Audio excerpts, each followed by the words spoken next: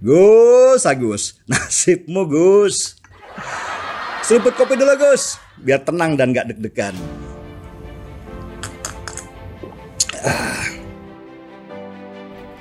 Dalam dunia politik di tanah air, AHY oleh banyak pihak dikatakan politikus kemarin sore.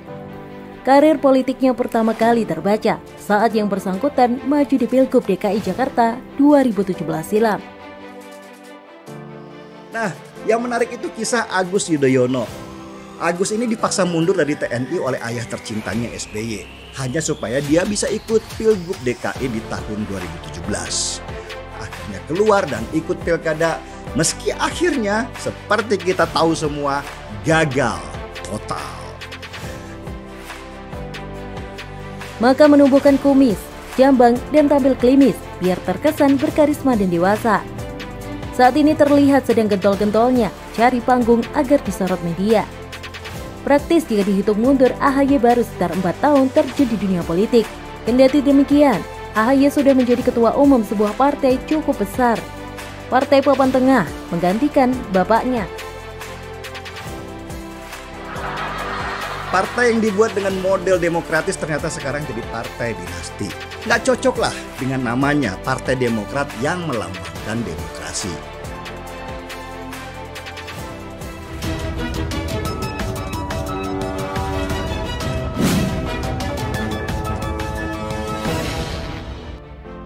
Instan atau mungkin karbitan barangkali yang sering orang sematkan kepada AHY. Bisa dimaklumi saat kader politik lain meniti karir dengan cara merangkak dari bawah, tapi hal ini tak berlaku buat AHY. Untuk mencapai titik puncak cukup dengan sekali hentak. Nah, dalam satu kesempatan di depan awak media, suami Anissa Pohan ini katanya terus mengikuti setiap perkembangan isu Pilpres. Ia juga mendengarkan apa yang diinginkan masyarakat. Yang paling banyak ditangkapnya dari keinginan rakyat di Pilpres 2024, kandidat yang bertarung lebih variatif dan lebih segar. Mereka ingin ada alternatif, ingin ada yang baru, bukan yang itu-itu saja. Rakyat nggak mau lu lagi, katanya. Dan layaknya orang bingung juga panik, keluarlah tuduhan-tuduhan. Tuduhan itu diarahkan ke Presiden Jokowi yang nggak tahu apa-apa dan lagi sibuk membangun infrastruktur untuk Indonesia. Jangan lupa untuk subscribe dan nyalakan lonceng notifikasi. Dia cukup yakin dengan banyak pilihan calon pemimpin, Pilpres 2024 akan semakin semarak dan berkualitas. Tak akan ada keterbelahan yang tinggi. AHY gregetan dengan wacana 3 periode untuk masa jabatan presiden. Baginya, ini tidak demokratis.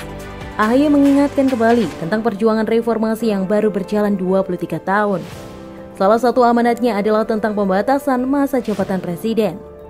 Kalau 3 periode, selanjutnya 4, bisa seumur hidup nantinya, katanya. Seolah AHY sedang menyentil Presiden Jokowi, karena arah yang dimaksud sangat jelas. Padahal Jokowi sendiri sudah merespon dan membantah isu yang dihembuskan oleh Amin Rais tersebut sejak Maret 2021. Sekarang sudah ada semacam publik opini ya, yang mula-mula samar-samar, tapi sekarang makin jelas ke arah mana rezim Jokowi ini untuk melihat masa depannya. Jadi mereka akan mengambil langkah pertama, meminta sidang istimewa MPR yang mungkin 1-2 pasal yang katanya perlu diperbaiki, yang mana saya juga tidak tahu. Tapi kemudian nanti akan ditawarkan pasal baru yang kemudian memberikan hak bahwa presiden itu bisa dipilih 3 kali. Nah, kalau 3 periode nggak pernah puas Pak. Setelah itu berapa? 4 periode. Setelah itu dibuka kerannya. Setelah itu ujung-ujungnya apa? Seumur hidup.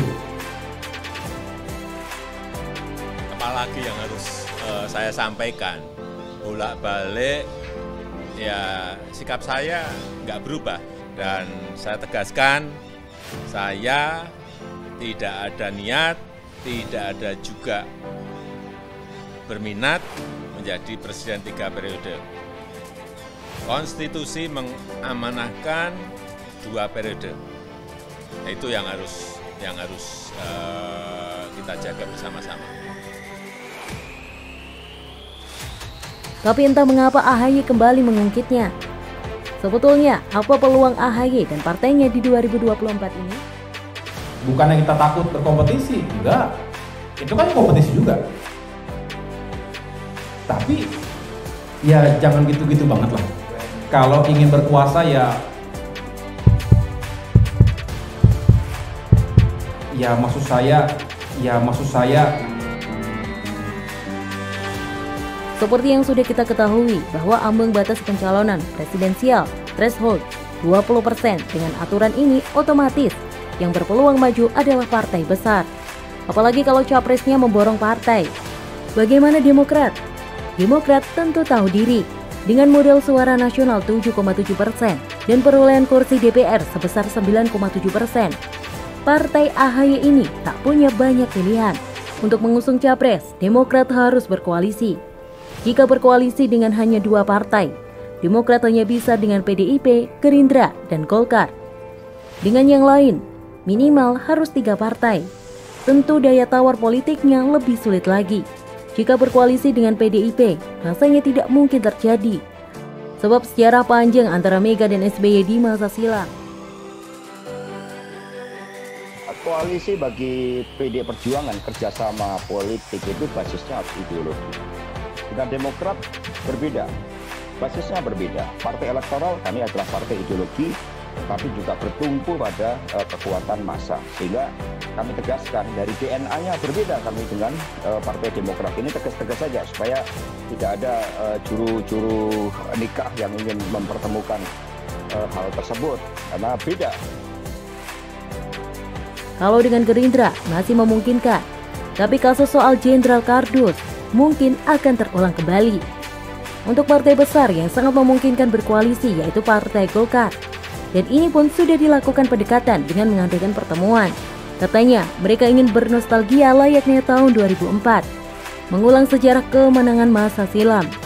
Jika terjadi koalisi Partai Demokrat dan Partai Golkar, maka secara matematis sudah memenuhi ambang batas pencalonan presidensial threshold 20%.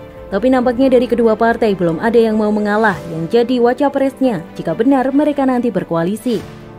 Masing-masing elitnya mengunggulkan ketumnya. Dan seperti pengalaman yang telah lalu, Partai Golkar biasanya akan merapat ke partai yang lebih besar berkaca pada Pilpres 2014 ke Gerindra, kemudian Pilpres 2019 ke PDIP. Jika melihat kedekatan antara Presiden Jokowi dan Erlangga Hartarto, Menteri di Kabinet Indonesia Maju sekaligus Ketua Umum Golkar, maka tidak menutup kemungkinan Golkar akan merapat ke PDIP. Lalu, bagaimana dengan Partai Demokrat? Partai ini secara struktural memang AHY yang menjadi Ketua Umum, tapi peran SBY pasti lebih mendominasi. Kiranya Pilpres tahun 2014 dan 2019 bisa dijadikan cerminan bersama. Saat 2014 terlalu pede dan ragu-ragu, akhirnya cuma di tengah-tengah saja. Tidak berkoalisi dengan partai manapun. Sedang tahun 2019 juga sama saja, padahal sebelumnya sudah mengerucut dukung Prabowo. Akan tetapi di titik-titik terakhir, Prabowo memilih Sandiaga Uno menjadi wacapresnya, bukan AHY. Disinilah kemudian muncul istilah Jenderal Kardus yang dilontarkan Andi Arief, elit Demokrat. Andi Arief, petinggi Demokrat yang pernah ketangkep polisi karena nyabu dan simpan kondom bergerigi, menuding Prabowo sebagai Jenderal Kardus. Andi ngamuk karena di menit terakhir Sandiaga Uno menyalip di tikungan dengan mahar uang sekardus. Demokrat pun kemudian patah arang. Dan hasil akhir lagi-lagi Partai Demokrat menyatakan diri sebagai partai penyeimbang, istilah dari SBY. Kalau menurutku itu menunjukkan partai yang peragu. Bagaimana kira-kira Demokrat tahun 2024 nanti? Tak jauh beda, yang jelas Partai Demokrat bukan pemain inti, tapi lagaknya saja yang ingin dinanti. Bisa jadi akan dejavu seperti 2014 dan 2019 yang telah berlalu.